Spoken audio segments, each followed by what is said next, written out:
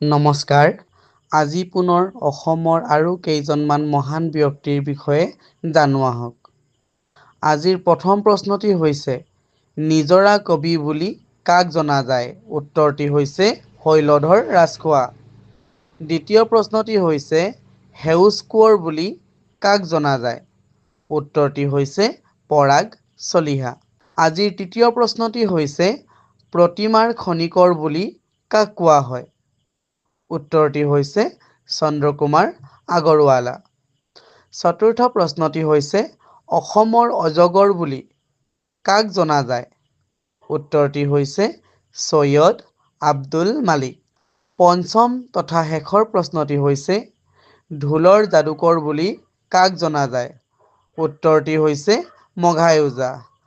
আশা কৰোঁ আপোনালোকে আজি এই ভিডিঅ'টি চাই ভাল পাব আৰু লাইক কমেণ্ট কৰি মোক আগুৱাই যোৱাত সহায় কৰিব। ধন্যবাদ।